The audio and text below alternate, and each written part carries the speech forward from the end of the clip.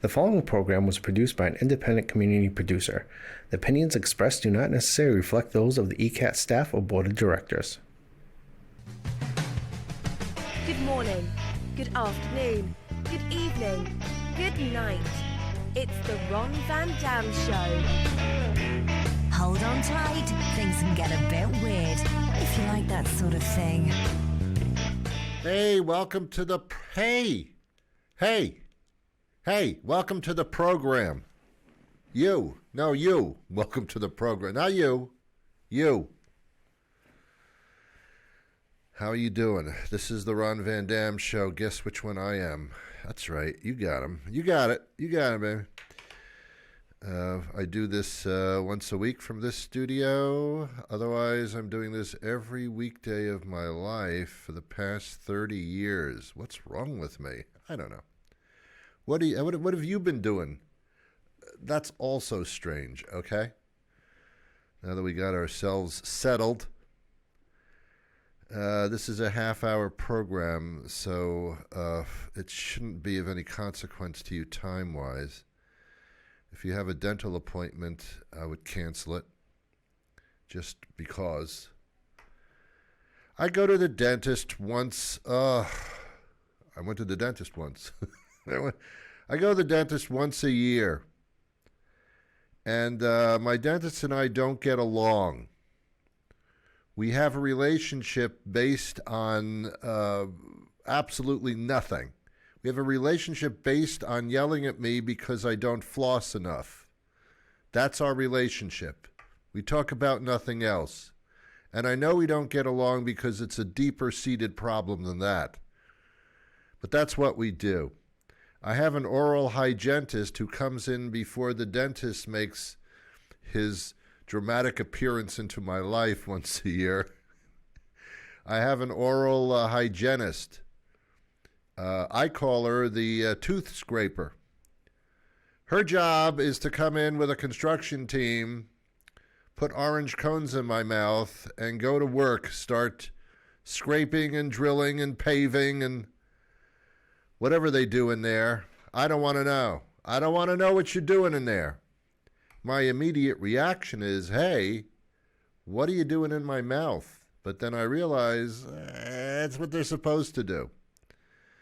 She's an oral hygienist or whatever they call her, a dental hygienist, whatever. And she scrapes away at me. The whole experience is not pleasant. I don't know. So if you have a dental appointment, I would, and it's like jury duty, come up with some excuse. Anyway, thanks for being here. It's my pleasure to be spending the time with you. I hope you have my equal respect. I put a jacket on for you today because basically I want to talk about something that disappoints me. What doesn't disappoint me? And that is the way people dress. Now, by looking at me, as you're probably doing since this is television, you're probably saying, Ron, it doesn't look like you were born just yesterday. Now, I've been around a little while. I've been around the corner. I've been around the block. This is my first rodeo. All those analogies and phrases that we use to display the fact that we're a little bit older than probably most of you. But I've been around the block. And, sorry to shout, I'm sorry. So I know some stuff. And when I was growing up, people dressed a lot better. They did. I remember, I wasn't, my family was not religious in the very least. However, there were churches and synagogues in my neighborhood when I was growing up. And on a Sunday, or even on a Saturday sometimes, but on a Sunday with the church thing, people would dress up. I mean, they would put on their Sunday best. That's the phrase, your Sunday best. And they would dress to impress. Not only to impress in front of the other parishioners, but to actually feel good about themselves, about them looking really good, and also to be looking good in the eyes of the Lord. Because as you know, deities are not impressed when you wear sweatpants. They won't do a damn thing for you. You can pray as much as you want. Put some pants on. Anyway, it was always so gratifying to see people getting dressed up. And when people dress well, you can tell they feel well. They walk taller, straighter. They have pride. They seem to be in control. People who dress in sweatpants and a ripped shirt and stuff, they don't look like they're in control. They look like they lost a fight. They look defeated, depressed. Somehow we became a society that craved to dress comfortably. What is it with you? How did this happen? I know where it happened. I remember when I was a young adult, I had a little bit of money, and I had my money in a bank, and I had a checking account. You kids don't know what checks are, do you? You have no idea what they were pieces of paper, and you wrote out the amount and who you were going to give the amount to, and you signed it. You made a little note at the bottom if you wanted, and you mailed it in or you gave it to somebody, and that was considered payment. That's what checks are, kids. I know the Generation P and the Generation W and the Star Trek generation, they don't know. They don't understand what checks are. But that's what we used to do. So I had a checking account. And I would go to the bank every once in a while and visit my money. You know, so you're the people who are watching out for my cash. Thank you very much, I would say to them. And then one day I walked in on a Friday. And, on other days, they were wearing suits and ties, and the women were in nice dresses, and they dressed because they were serious. They had a job. That was serious job. You're taking care of my money. That's a serious job. We don't fool around in a bank. That's serious stuff. And yet, somebody came up with a concept. Let's take Fridays because it's like right on the doorstep of the weekend.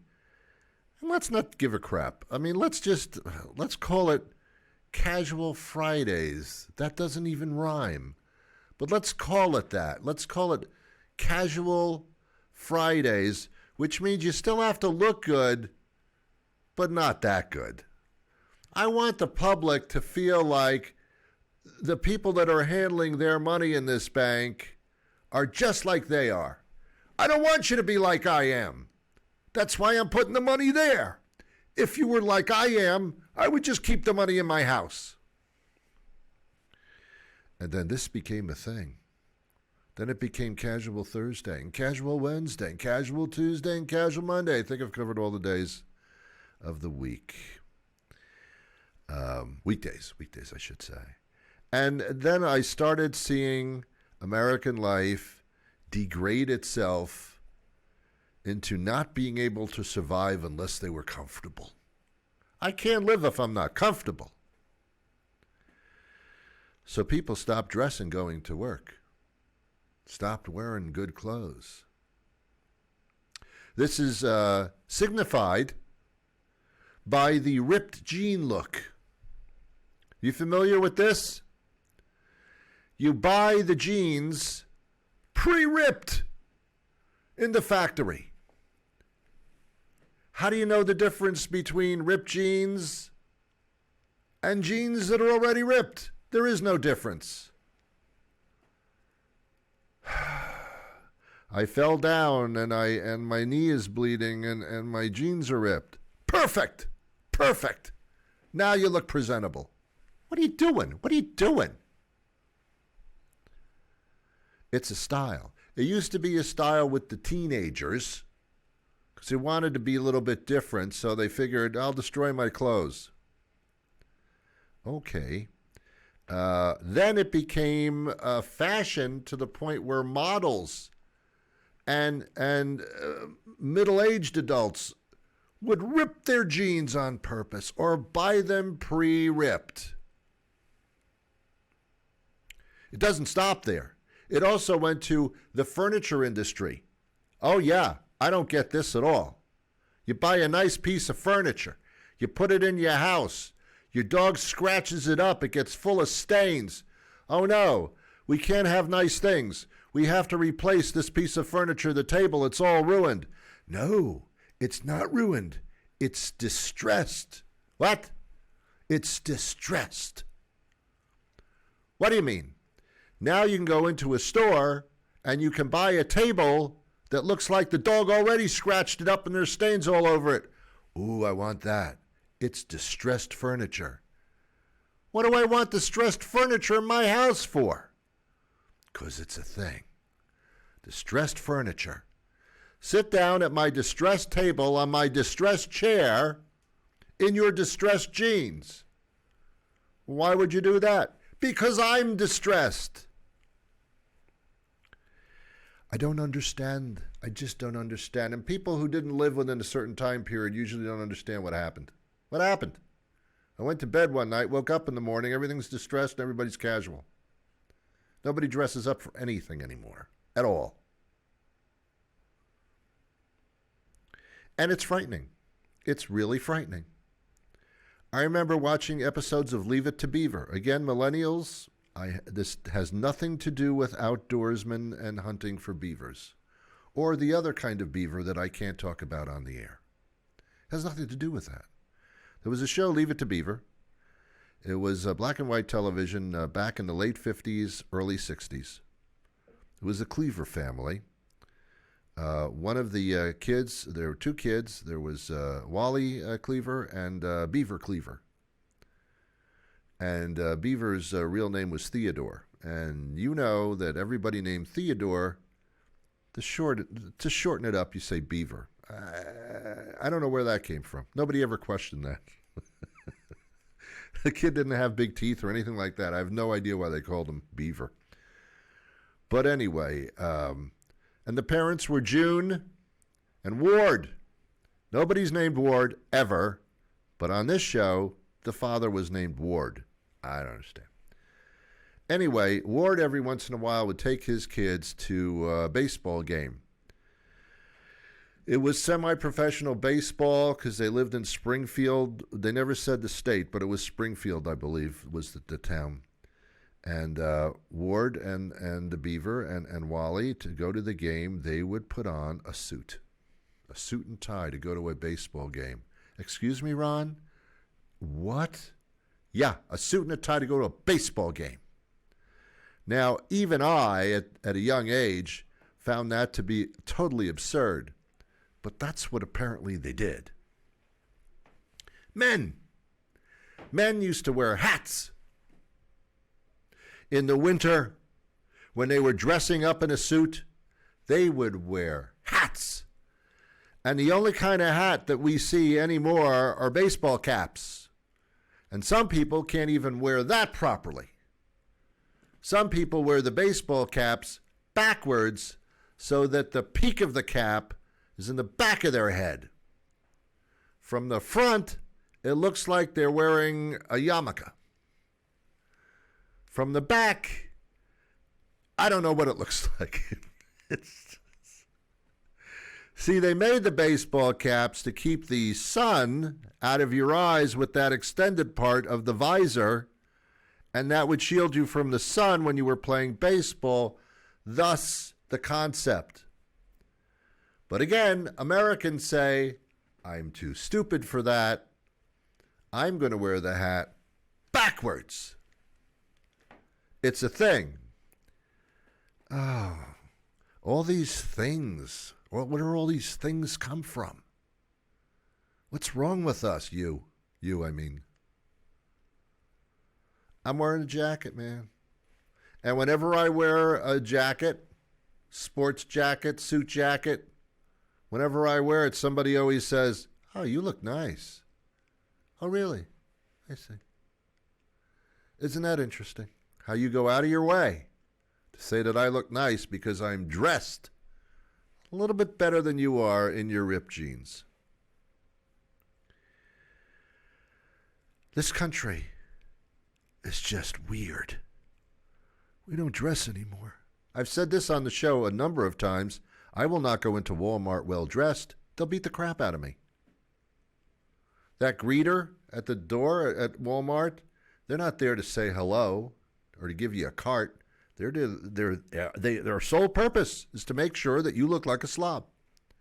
If you're not wearing your pajama pants into a Walmart, go home and change and put those pajama pants on and then come back in the store. People don't care how they look in public anymore. Ever. At all.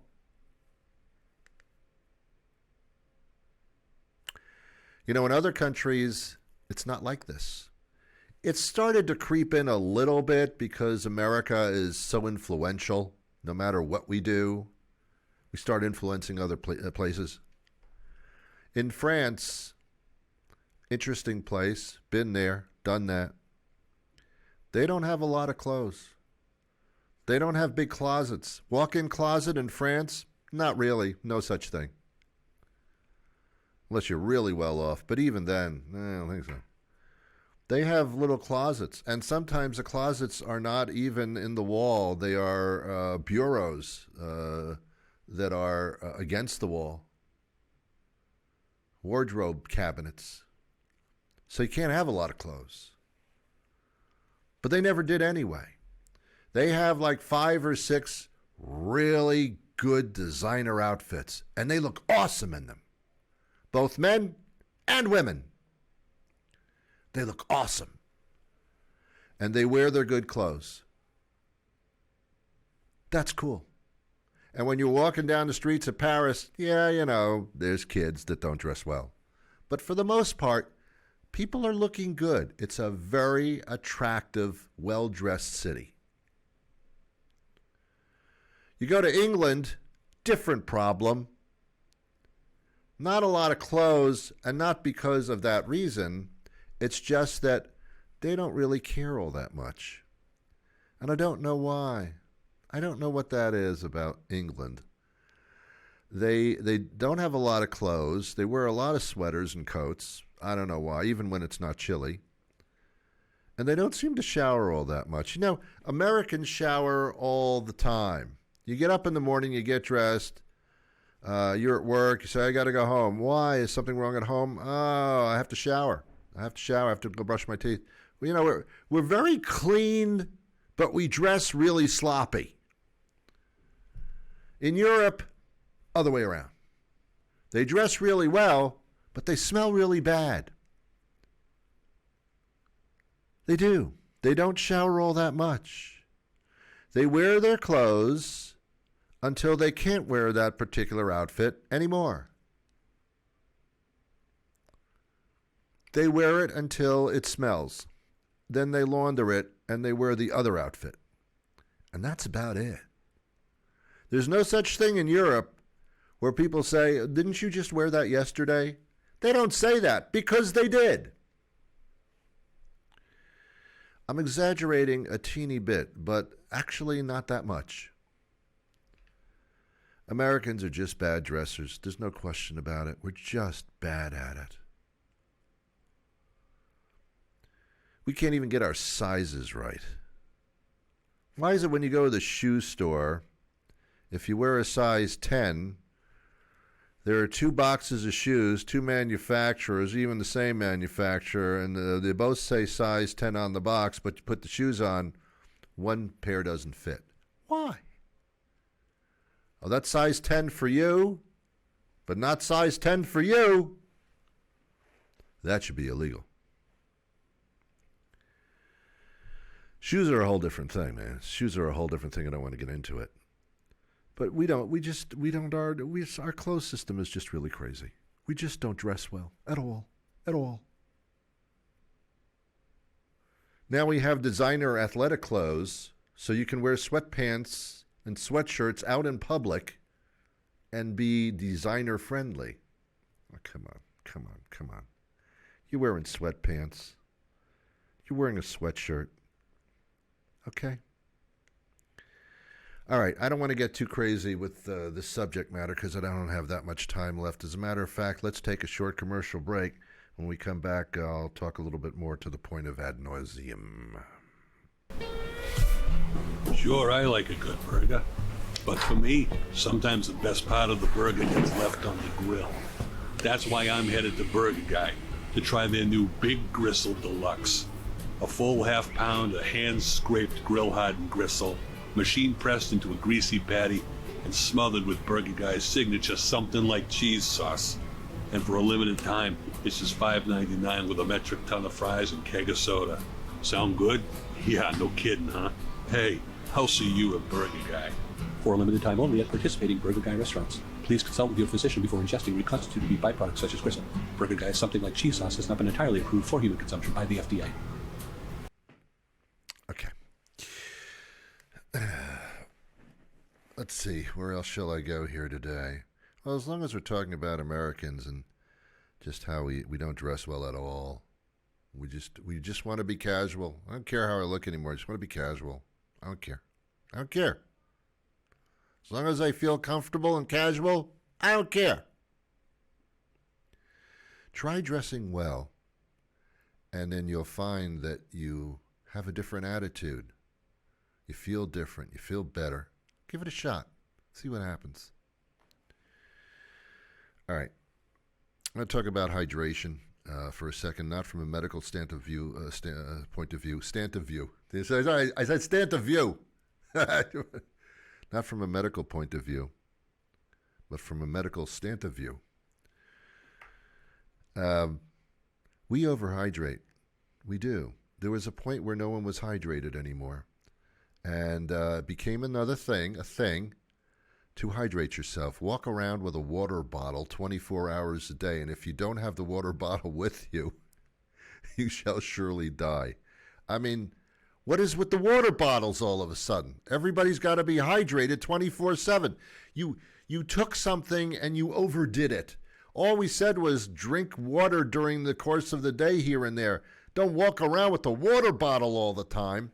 And now there's a whole industry of these little thermos things. I don't even know what you call them. The thermos water bottles.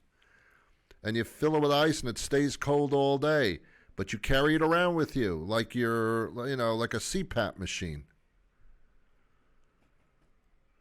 Like you got to take things intravenously with a hose. I mean, what is this with the water all of a sudden? What's with the water? When I was growing up, we had water, but we didn't drink it. We bathed in it, we played in it, but we wouldn't drink it. When we sat down for our meals in my mother and father's house, I think they both co-owned it, I'm not sure. We had milk. Milk, calcium, builds bones. Really doesn't. Maybe a little bit. Calcium. There was no 1% milk. There was skim milk, colored blue. We drank whole milk. Still alive. I don't know for how long, but I am. Whole milk, baby. Straight from the cow. We sucked it from the bosoms of the cow. Straight from the bovine to my lips. It's disgusting. Water? We didn't have water for dinner. We didn't have water with lunch or breakfast. Give me a break. We had sugar-laden orange juice. I don't know. What a childhood, huh? We all did the same thing, depending on your age. Yeah, it was strange. We didn't do water. The only place we did water was in the backyard. We would take the garden hose, and when we were playing, if we got thirsty on a hot day, we'd take the garden hose and shove it in our mouth and suck on it until the water came out. From that dirty iron pipe, we ingested water. That was it for water. Different then. Now we have water companies, Poland Spring, Evian, whatever, Perrier, designer waters. Who knew? Who knew that waters would become designer? Seriously. My choice of water as a kid, garden hose. That was pretty much it. But now, got to have a water bottle. your spouse, your girlfriend, your boyfriend, you're getting in the car, you're on your way out, you start to back the car out of the driveway. Your spouse says, oh, go, wait, I gotta go back in the house. Why, what's wrong? Do you have to pee? No, I forgot my water bottle. Oh, are you serious? Gotta go back, you gotta go get water. What are you attached to this? I gotta have it. I can't go anywhere without my water bottle. Seriously? Gotta have my water bottle? Gotta have my cell phone. Other than that, I don't care. Well, all right, you gotta have your water bottle, you gotta have your cell phone, but if you looked, you're not even dressed. Oh my God, I forgot to get dressed. But it doesn't matter. Nobody dresses well. Oh my God, what's going on? And this is what I wanted to talk about today, and I think I did that. I'm urging you, it's one person at a time. Start dressing a little bit better. Start caring about the way that you look. Superficial? No, it's not superficial. It's society. During the pandemic, no one had to wear pants. You know that. You were in your house. If you were still working and you had a meeting, you did a Zoom meeting. You didn't have to wear pants, or if you did, they could have been pajama pants. We had people dressing very well for Zoom meetings from the waist up, and yet no pants from the waist down. And that was America. And now we're still doing it. Now we're more casual than ever because of that. It's hard to understand, ladies and gentlemen. We've gone from those Sunday days of putting your Sunday best on to wearing the very best ripped jeans you can possibly find in your closet and looking good. I don't know. Even hairstyles. I don't really mind this particular hairstyle, but right now there's the messy look. You look like you woke up, but you didn't comb your hair. That's a look. That's a thing. I love the messy look on you. Thank you. It's a lot of trouble to get the messy look. What did you have to do? Oh, I had to mess my hair up and put the hairspray in it. My hair doesn't stay messy all day, so it's a lot of work to make it always messy. Wow, that's amazing. That's amazing. It's the way it works, kids. It's the way it works. All right, during the last 2 minutes of the program, I'm going to open it up to phone calls. So I have my cell phone with me. Look, no water. I don't have any water, okay? But I do have my cell phone. I'm going to take some calls from you. Let's take them right now. All right, let's see. This first call is from Easton, Massachusetts. Where the hell is that? Easton, what? What a strange name for a town. Is there a Weston? Oh, there is. Oh, okay. Is there a Northton? Well, there's a Norton. Oh, all right. Okay, so let's take a call from Easton. Hello. Oh, ow. Hello. No, I'm not interested in lowering my electric bill. Yeah, no, I can save money if I put in solar. You want me to put in solar now? You want to come to my house and try to sell me on solar energy? Well, I'm into solar energy, but I don't want you in my house. No, thank you. All right, well, that didn't work out. All right, I'm not going to take any more calls. Look, I'm out of here. Have yourselves a wonderful day. I'm going to put my glasses on because I don't even know where you are. Are you over there? Where are you? Where the hell are you? Oh, okay, fine. All right. Oh, boy. See you next week.